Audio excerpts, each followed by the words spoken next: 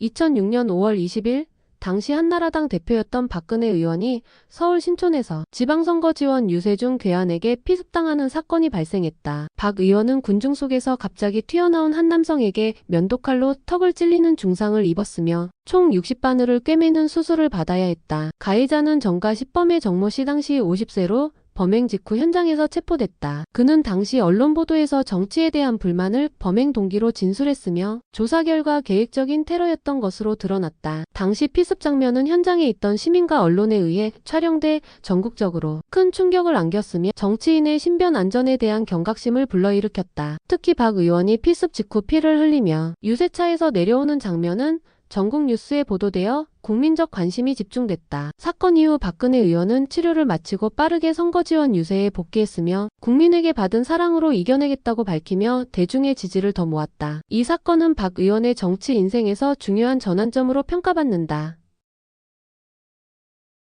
2006년 한국 연예계를 들썩이게 만든 고소영과 장동건의 열애설이 처음으로 보도됐다. 당대 최고 인기 스타였던 두 사람의 만남은 단숨에 큰 화제를 모았고 많은 팬들과 언론의 이목이 집중됐다. 당시 보도에 따르면 장동건과 고소영은 오랜 친구 사이에서 연인 관계로 발전한 것으로 전해졌으며 비공식적인 만남이 여러 차례 포착되면서 열애설은 점점 더 힘을 얻었다. 특히 영화 관계자들과 주변 지인들 사이에서는 이미 두 사람의 가까운 관계가 널리 알려져 있었다는 후문도 있었다. 양측 소속사는 열애설 보도 직후 친한 친구일 뿐이라는 입장을 고수했지만 대중과 언론은 두 사람의 은밀한 데이트 목격담 등을 바탕으로 열애설을 계속 추적했다. 이 열애설은 시간이 지나며 점점 더 사실로 굳어졌고 이후 두 사람은 2010년 공식적으로 결혼을 발표하며 연예계 대표 커플로 자리매김하게 된다. 2006년 당시 첫 열애설 보도는 고소영 장동건의 공식적인 시작점으로 회자되며 한국 연예계에 큰 반향을 일으킨 순간이었다.